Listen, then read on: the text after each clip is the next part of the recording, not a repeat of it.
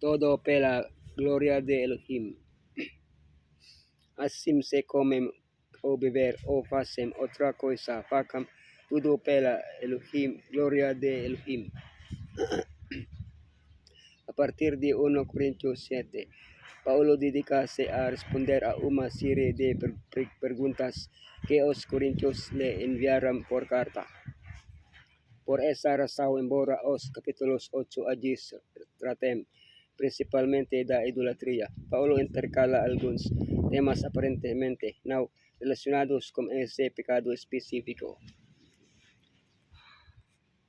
No entanto, ele tenta incluir em cada tema un fio conductor, amor a respeto mutuo que deve conducir a igreja a unidade.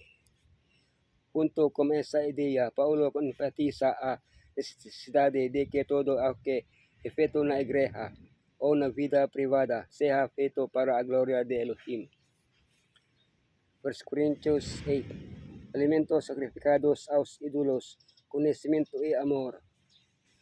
1 Coríntios 9. Paulo renuncia aos seios secretos os diveritos do Evangelho. 1 Coríntios 10, 1-3, 1-13. Aviso contra a idolatria, liquores do pasado. 1 Coríntios 10, 14, 22.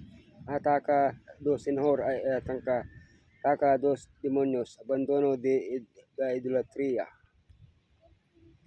1 Coríntios 10, 23, 33. Haciendo todo pela gloria de Elohim, o que é lícito e conveniente.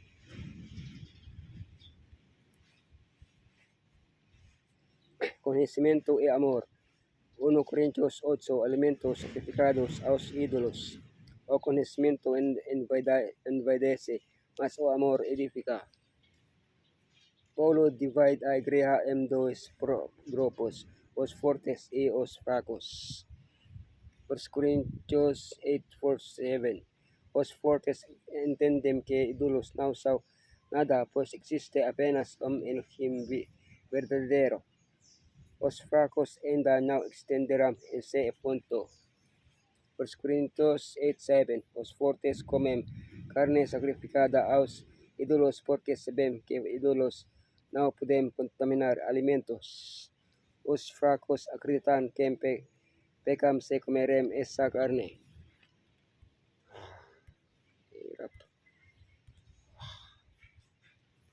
Mas os fortes, pelo seu conhecimento e exemplo, podem fazer com que os fracos caiam. Pelo amor ao irmão, o forte deve se conter. Os cristãos devem colocar o amor acima do conhecimento quando ele possuir em obstáculo para o irmão fraco. Os direitos do Evangelho. 1 Coríntios 9. Paulo renuncia aos seus direitos. Assim também o Senhor ordenou que aqueles que pregam o Evangelho vivam pelo Evangelho. Paulo renunciou a pelo menos 3 direitos por amor aos fracos. Direito de ser alimentado pela congregação. Paulo renuncia ao seu direito como apóstolo de ser sustentado as quais ministra, assim outros boles.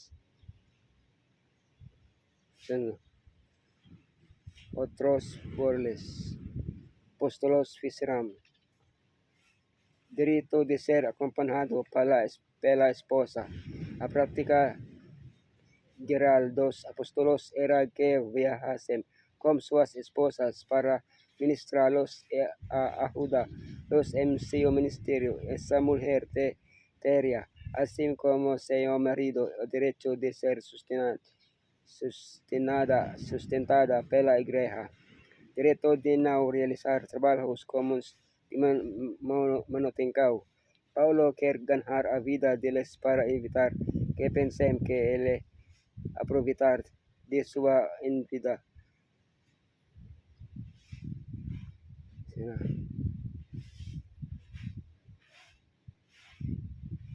Sua audiência. e para les dar uma demonstração de autonegação. Embora Yeshua tenha deixado claro que aqueles que pregam o evangelho devem viver dele, tanto Paulo quanto Bernabé renunciaram voluntariamente a ele para não impedir os crentes. Licoes do passado. 1 Corintios 10:1-13. Advertencia contra a idolatría. Nem seáis idolatras como algunos de ellos, pues está escrito: o povo sentóse para comer a beber, e levantóse para se entregar a orgia.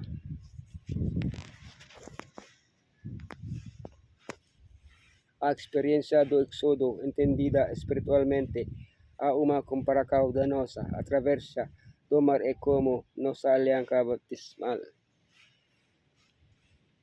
A comida e bebida que eles comerão no deserto são partículas, ou como nossa participação de Santa Ceia, onde comemos e bebemos espiritualmente o corpo e o sangue de Yeshua.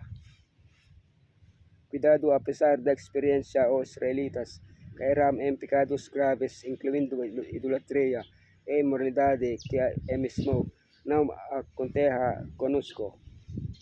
Assim, o apóstolo conclui esta seca como conselho poderoso, assim que pensar que está de pé, que peja que não cal.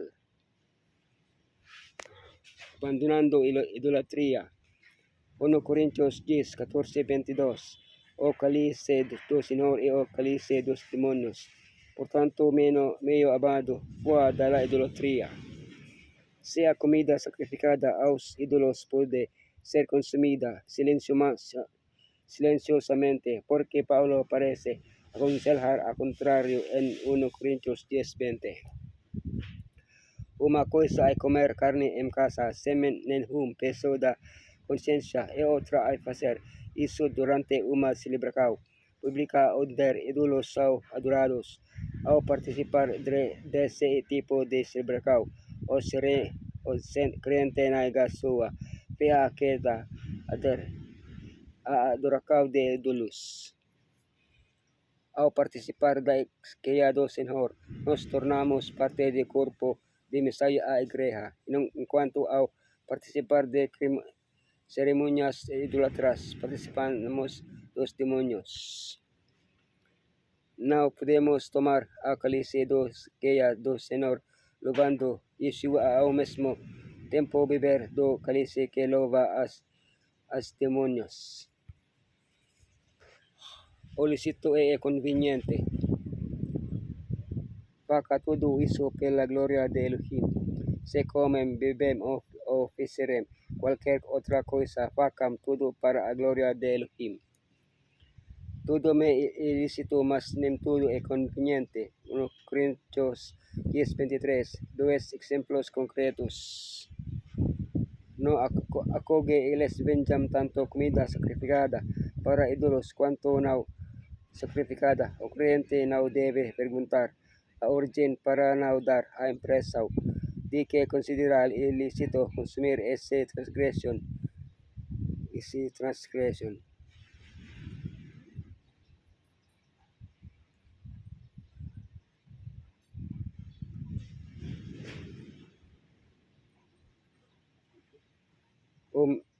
Discrescente convidaba otro crente para comer. O crente come sem pedir. Todo le é permitido, mas o apresentador diz que a carne foi oferecida a ídolo. Portanto, para não ofender a consciência do hospedeiro, não é adequado que o crente use dessa carne.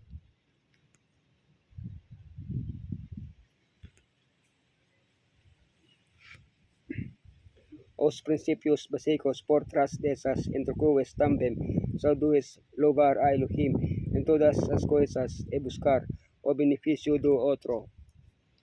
Ou seja, amar a Elohim acima de todas as coisas e amar o próximo como você mesmo, tal como Yeshua pediu a jovem rico. o apostolo adverte os Corintios por eso, que aquel que se hacha, que está tenha cuidado para que no caiga, se gabasem confiasem en sí mismos, negligenciando a vigilancia e a oracaw, o kayam en pecado grave, provocando a ira de Elohim contra ellos. Paulo instó sus hermanos a preguntar cuál influencia sus palabras coesteriam sobre os otros y a no hacer nada, por más inocente que pose, que pareciese sancionar a idolatría o ofender os escrúpulos de aquellos que eran fracos na fe. Se por tanto comedes o verbedes oficiales cualquier otra cosa, pase todo para la gloria de Elohim, no sea un obstáculo para judíos, gentios o para la iglesia de Elohim.